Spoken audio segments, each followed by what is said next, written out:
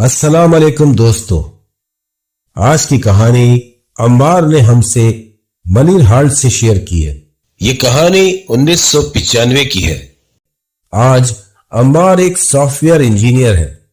آئیے کہانی کو عمار کی زبانی سنتے ہیں۔ میرا نام عمار ہے۔ یہ ان دنوں کی بات ہے جب میری عمر 10 سال تھی۔ ہماری رہائش منیر ہالٹ پر تھی۔ ہم 2 بھائی ہیں۔ میری اپنے بڑے بھائی موسیٰ سے بہت بنتی تھی۔ وہ بے حد شرارتی تھا۔ میں اس کی ہر شرارت میں اس کا ساتھی ہوتا۔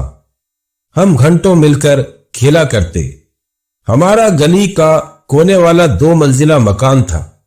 ہماری گلی کا دوسرا کونا اکبری خالہ کے مکان پر ختم ہوتا تھا اور وہیں باؤنڈری وال بھی بنی ہوئی تھی۔ ہماری گلی بند گلی تھی۔ ان کے گھر میں آم کا ایک بڑا درخت تھا جو آدھے سے زیادہ گلی میں جھانک رہا ہوتا تھا۔ گرمیوں کے موسم میں وہ درخت کیریوں سے لدا پھندا ہوتا اور گلی کے بچوں کے لیے کسی خزانے سے کم نہ تھا۔ بچے پتھر مار کر آم توڑنے کی کوشش کرتے، جس پر اکبری خالہ بہت ناراض ہوتی۔ لیکن عجیب بات یہ تھی کہ اگر کوئی زمین پر گرا ہوا آم اٹھاتا یا ان سے مانگ لیتا تو وہ خوشی سے دے دیتی۔ ان کی ناراضگی کی وجہ سے ہماری گلی کے بچوں نے تو آم توڑنا چھوڑ دیے۔ اگر دوسری گلی کے بچے آتے اور آم توڑتے تو ہم لوگ ان کو منع کر دیتے۔ اس درخت کے بارے میں کچھ عجیب باتیں مشہور تھیں۔ کچھ لوگوں کا کہنا تھا کہ رات کے وقت اس درخت کے نیچے کچھ نظر آتا ہے۔ موسیٰ اور میں نے کبھی ان باتوں پر دھیان نہیں دیا۔ ہمارا معمول تھا لائٹ جاتی تو ہم بچے گلی میں پکڑم پکڑائی کھیلا کرتے۔ اس دور میں گلی میں کوئی ایک آدھ ہی گھر ایسا ہوتا تھا جس کے پاس جنریٹر ہو۔ خالہ کا ایک مسئلہ یہ بھی تھا، ان کو اپنے گھر کے باہر بچوں کا کھیلنا بھی پسند نہیں تھا، اور ویسے بھی وہ اپنے گھر کے باہر کا بلب بند رکھتی تھی۔ اندھیرے کی وجہ سے ہم لوگ اس طرف نہیں جاتے تھے۔ ویسے بھی ان کا گھر گلی کا آخری کونا تھا، لیکن جب لائٹ جاتی تو خالہ کے سامنے والے گھروں کی قطاروں میں 2 گھر آگے قریشی صاحب کے ہاں جنریٹر چلا کرتا۔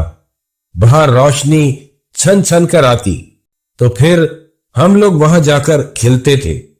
خالہ اس وقت شاید اپنی چھت پر سونے چلی جاتی تھی، کیونکہ لائٹ نے معمول بنا لیا تھا۔ روز عشاء کے بعد غائب ہو جاتی۔ اہل محلہ میں سے جس کو بھی سونا ہو وہ چھتوں پر سونے چلے جاتے۔ اس وقت چھتوں پر سونے کا رواج بھی تھا، اور ہم بچے اس گھنٹہ بھر کے لائٹ کے وقفے کو ہاتھ سے جانے نہ دیتے۔ ہم کھیلنے آ جاتے۔ ہماری گلی میں ہماری عمر کے لگ بھگ ہم 8 سے 10 بچے تھے۔ وہ گرمیوں کی ایک رات تھی۔ ہم اسی طرح کھیلنے باہر آئے۔ ہمارے کھیل کا اصول تھا شور نہیں کرنا ہے۔ ہم بڑی پلاننگ سے بے آواز کھیلتے تھے۔ ہمیں پتا تھا اگر ہم شور کریں گے تو سب سے پہلے خالہ ہمیں ڈانٹیں گی، اور دوسرے چھت پہ سوئے ہوئے لوگوں کی نیند خراب ہوئی تو پھر کھیل بند ہو جائے گا۔ سارے بچے جمع ہو گئے تو کھیل شروع ہوا۔ پکڑم پکڑائی کا مزہ یوں بھی بہت آتا تھا۔ صرف تھوڑی سی روشنی قریشی صاحب کے گھر کے باہر ہی ہوتی تھی۔ پوری گلی آگے پیچھے سے اندھیرے میں ڈوبی ہوتی تھی۔ بس ہم خالہ کے گھر کی طرف نہیں جاتے تھے۔ ہم خاموشی سے اپنے کھیل کو شروع کر چکے تھے۔ موسیٰ کو اس دن نہ جانے کیا سوجی، وہ بجائے آگے بھاگنے کے مزے سے پیچھے کی طرف جا کر درخت کے نیچے اس بند گلی کی دیوار سے لگ کر کھڑا ہو گیا، اور وہاں اندھیرے میں کھڑا ہو کر سب کو ادھر ادھر بھاگتا دیکھ رہا تھا۔ وہ مسکرا رہا تھا۔ اس کو لگ رہا تھا آج تو کوئی بھی اس کو پکڑ نہیں پائے گا۔ اس کو احساس ہی نہیں ہوا کہ کوئی درخت پر سے اس کو بہت غور سے دیکھ رہا ہے۔ ادھر میں قریشی صاحب کے گھر کے دروازے کے پاس ہی کھڑا تھا۔ اسی وقت कुरैशी साहब के घर का दरवाजा खुला। कमल बाजी ने दरवाजे में से झांक कर मुझे बुलाया। मैं फौरन उनके पास गया तो उन्होंने एक तय किया हुआ पर्चा दिया और मुझे 10 रुपए भी दिए और कहा कि मैं ये राजदारी से कामरान भाई को दे दूं। कामरान भाई खाला के बेटे थे। उनकी सख्ती से ताकीद थी ये बात किसी को न बताओ। मैं तो मजे से गर्दन हिलाता खाला के घर की तरफ चल दिया। मुझे पता ही नहीं था कि उस वक्त खाला के सारे घर वाले किसी रिश्तेदार के यहां गए हुए हैं। घर में कोई नहीं है। जब मैं उनके घर के दरवाजे पर पहुंचा तो मुझे अंधेरे में गेट के साथ ही दरख्त के नीचे खड़ा मुस्कुराता हुआ मूसा खड़ा दिखा। उसने मुझे मुंह पर उंगली रखकर चुप रहने का इशारा किया। मुझे भी अपने साथ पकड़कर खड़ा कर लिया। मैंने उसको बताया कि मुझे तो कमल बाजी ने भेजा है। इस काम के मुझे 10 रुपए भी मिले हैं। मूसा ने 10 रुपए का सुनकर झट से कहा, 10 रुपए, ये तो बहुत बड़ी बात है। चलो पहले वो पर्चा मुझे दिखाओ। मैंने पर्चा जेब से निकालकर उसे दिखाने की कोशिश की, लेकिन अंधेरे में कुछ नजर नहीं आ रहा था। उस पर लिखी तहरीर हम पढ़ न सके। हम दोनों अभी बात ही कर रहे थे कि अचानक अकबरी खाला के दरवाजे की तरफ से हल्की सी आवाज आई, जैसे किसी ने अपने नाखून दरवाजे पर रगड़े हो। हम दोनों ठिठक गए। मूसा ने सरगोशी में कहा, यह आवाज कैसी है? हम दोनों दरवाजे की तरफ देखने लगे। दरवाजे के नीचे हल्की दर्द से हमें किसी के कदमों का साया नजर आया, जैसे कोई दरवाजे के पीछे खड़ा हो। मूसा ने झुककर दरवाजे के नीचे से झांकने की कोशिश की, लेकिन उसको कुछ नजर न आया। इसी दौरान दरख्त की ऊपरी शाखें हिलने लगी। चलो मूसा, यहां से भागो। मेरे जोर से खींचने पर वो मेरे साथ दौड़ने लगा। हमने कुरैशी साहब के घर की तरफ दौड़ लगाई। दरवाजे के पास पहुंचे तो कमल बाजी दरवाजे में ही खड़ी थी। वो हमारी हालत देखकर घबरा गई। क्या हुआ? क्यों ऐसे भाग रहे थे? उन्होंने पूछा। मैंने कांपती हुई आवाज में जवाब दिया, दरख्त के नीचे वहां कोई है। कमल बाजी ने दरवाजे से बाहर झांक कर देखा, लेकिन उन्हें कोई नहीं दिखा। उन्होंने कहा, यह सब तुम लोगों का वहम है। लेकिन वहम तो एक बंदे को हो सकता है, 2 को नहीं। मैंने कमल बाजी को बताया। वो पर्चा तो वहीं गिर गया, लेकिन उन्होंने कुछ न कहा, बल्कि मजीद 10 रुपए दिए कि यह बात हम किसी को ना बताएं। उस रात हम घर तो आ गए, लेकिन हमने डर के मारे यह बात किसी को नहीं बताई। बाद में मुझे यही लगा, हम ख्वामखा ही डर गए। ऐसा तो हमने कुछ भी नहीं देखा था, लेकिन मूसा को अभी भी लग रहा था उसने उस दरख्त पर कोई चीज देखी है, जबकि मैं इस बात पर कायम था कि वहां सिर्फ अंधेरा था और दरख्त ही तो हिला था। इस बात के दूसरे दिन हम डर खौफ छोड़कर अपने मामूल पर आ गए। लाइट मामूल के मुताबिक चली गई। हम रोज की तरह खेलने बाहर आ गए और फिर जब खेल शुरू हुआ तो पहले गेम में मैं हार गया।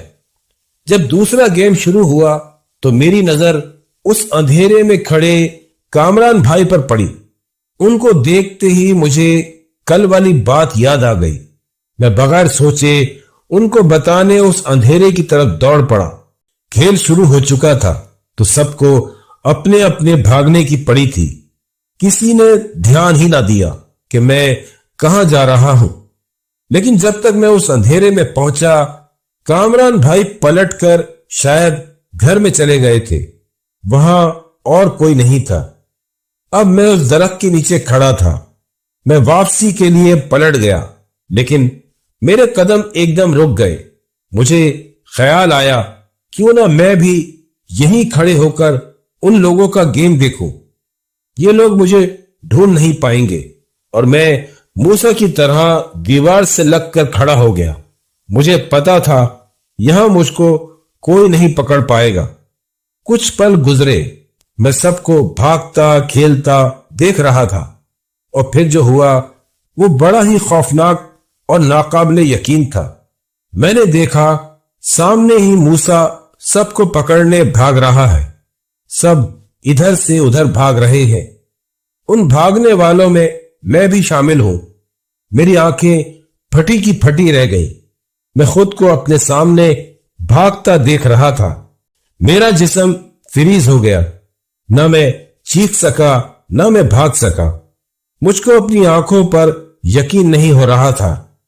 میں سامنے اپنے ہی جیسے لڑکے کو دیکھ رہا تھا جو بالکل میرے جیسے کپڑوں میں ملبوس تھا اور باقی بچوں کے ساتھ کھیل رہا تھا۔ میرے دل کی دھڑکن تیز ہو گئی، میں زمین سے خود کو جکڑا ہوا محسوس کرنے لگا، جیسے کوئی نظر نہ آنے والی طاقت مجھے اپنی جگہ سے ہلنے نہیں دے رہی۔ درخت کی شاخیں آہستہ آہستہ ہلنے لگی، حالانکہ اس وقت ہوا نہیں چل رہی تھی۔ میری نظر درخت کے اوپر کی شاخوں پر گئی، میں نے دیکھا کہ وہاں ایک دھندلا سا سایہ بیٹھا ہوا تھا۔ نظر جما کر دیکھنے پر وہ سایہ آہستہ آہستہ واضح ہونے لگا۔ یہ ایک انسان نما شکل تھی، مگر اس کی آنکھیں سرخ انگاروں کی طرح دہک رہی تھی۔ میرا دل چاہ رہا تھا کہ میں چیخ کر بھاگ جاؤں، مگر میں اپنے قدموں کو حرکت دینے سے قاصر تھا۔ وہ سایہ آہستہ سے درخت کے نیچے اترنے لگا، جیسے کوئی مکڑی اپنے جال سے نیچے لٹکتی ہو۔ مجھ کو لگ رہا تھا اب میری سانس رک جائے گی۔ اس کو واضح میں نے اپنے قریب آتے دیکھا، کوئی شک یا وہم نہیں رہا۔ دوسری طرف موسیٰ اور باقی بچے کھیل میں مگن تھے، ان کو میری حالت کا بالکل اندازہ نہیں تھا۔ بس اس چیز کو قریب آتے دیکھ کر نہ جانے کہاں سے مجھ میں طاقت آئی، میں نے دل دوز چیخ ماری اور پھر چیختا چلا گیا۔ محلے والے بھی نکل آئے، کھیلتے بچے رک کر ادھر ادھر دیکھنے لگے کہ آواز کہاں سے آئی۔ جب سمت کا اندازہ ہوا تو فوراً اس طرف بھاگے۔ میں درخت کے نیچے بے ہوش پڑا تھا، میں زمین پر اوندھا پڑا ہوا تھا۔ سب گھبرا گئے، مجھے اٹھایا گیا۔ موسیٰ کو تو یہ سمجھ نہیں آ رہا تھا، اس چیخ کی آواز سے پہلے میں سامنے تو تھا، ساتھ کھیل رہا تھا، پھر یہاں کیسے پہنچ گیا۔ مجھے قریشی صاحب کے گھر لے گئے۔ کنول باجی نے میرے چہرے پر پانی چھڑکا اور ماتھے پر گیلے کپڑے کی پٹی رکھی۔ کچھ دیر بعد مجھے ہوش آ گیا، مگر میں کسی سے بات کرنے کے قابل نہیں تھا۔ بس ایک ہی جملہ بار بار دہرا رہا تھا، وہ میں تھا مگر میں نہیں تھا۔ سب پریشان تھے، کسی کو کچھ سمجھ نہیں آ رہا تھا کہ میں کیا کہہ رہا ہوں۔ میری نظریں مسلسل دروازے کی طرف تھی، مجھے تیز بخار چڑھ چکا تھا۔ امی ابو بھی آ گئے۔ ابو مجھے گود میں اٹھا کر گھر لے آئے۔ میرے ابو حافظ قرآن تھے، انہوں نے ساری رات میرے سرہانے بیٹھ کر مجھ پر پڑھ پڑھ کر دم کیا۔ اگلی صبح میں کچھ بہتر ہوا۔ میں نے موسیٰ کو بتایا، موسیٰ وہ میں نہیں تھا جو کل تمہارے ساتھ کھیل رہا تھا، وہ کوئی اور تھا، اور وہ ابھی بھی وہی ہے۔ موسیٰ میری بات سمجھ گیا کہ میں صحیح کہہ رہا تھا۔ میری بات نے اس پر بھی خوف طاری کر دیا۔ گلی کے دوسرے بچوں کا بھی یہی کہنا تھا، میں ان کے ساتھ ہی کھیل رہا تھا۔ دوسرے دن خالہ بھی مجھ کو دیکھنے آئی۔ انہوں نے بتایا وہ لوگ تو ہفتے بھر سے لاہور گئے ہوئے تھے، ان کے بہنوئی کا انتقال ہو گیا تھا۔ رات گئے ہی وہ لوگ آئے، اس واقعے کی خبر ان تک بھی پہنچ گئی۔ انہوں نے ہمیں یہی سمجھایا، رات کے وقت درخت کے نیچے نہیں کھڑے ہوتے، ان کے آم کے درخت پر کچھ چیزوں کا بسیرا ہے، اسی لیے وہ بچوں کو آم توڑنے سے منع کرتی ہیں تاکہ وہ چیزیں ان کو نقصان نہ پہنچا دے۔ خالہ نے بتایا ہم گھر والے ان چیزوں کی پرواہ نہیں کرتے، نہ ہی اس بارے میں کسی سے کچھ کہتے ہیں. کچھ ہوتا بھی ہے تو نظر انداز کر دیتے ہیں. ہمیں امی ابو نے بھی سختی سے منع کر دیا تھا کہ اس معاملے کی تشہیر نہ کی جائے، خواہ مخواہ خوف و ہراس پھیلے گا. پھر ہم نے بھی کسی سے ذکر نہ کیا، لیکن ہم نے باہر اندھیرے میں کھیلنا چھوڑ دیا. اس درخت پر جو چیزیں تھیں وہ وقت کے ساتھ ساتھ بڑھ گئیں. ہم نے کھیلنا چھوڑا تو ایک نئی چیز شروع ہو گئی. اب جب رات کو لائٹ جاتی تو ہماری گلی کے گھروں کے دروازے باقاعدہ کوئی بجاتا. باہر جا کر دیکھتے تو کوئی نہیں ہوتا. کبھی کسی کے گھر کا دروازہ بجتا اور کبھی کسی کا. سب اس دستک کے بھی عادی ہو گئے. قریشی صاحب نے تو رات کے وقت اس دیوار کے پاس 3-4 بچے بھی دیکھے تھے جو ان کی آنکھوں کے سامنے ہی اوجھل ہو گئے. وقت کے ساتھ چیزیں بدل گئی. وہ دیوار توڑ دی گئی جو گلی کو بند کرتی تھی. خالہ جی کا وہ گھر آج بھی ہے، لیکن اب مکین بدل گئے ہیں. خالہ کے انتقال کے بعد یہ گھر بک گیا. اس گھر کو نئے سرے سے تعمیر کیا گیا اور اس درخت کو نئے مالک مکان نے کافی حد تک کٹوا دیا. اب وہ پہلے کی طرح باہر نہیں جھانکتا. نئے مالک مکان نے محلے والوں سے ملنا جلنا نہیں رکھا. اب تو واقعی سب اپنی زندگیوں میں مگن ہے. دوستو، یہ عمار کی زندگی کا ایک ناقابل فراموش واقعہ تھا جو ہم نے آپ سے شیئر کیا. کہانی اگر پسند آئی ہو تو لائک اور سبسکرائب ضرور کر دیجیے گا. ہمیں آپ کے فیڈ بیک کا انتظار رہتا ہے.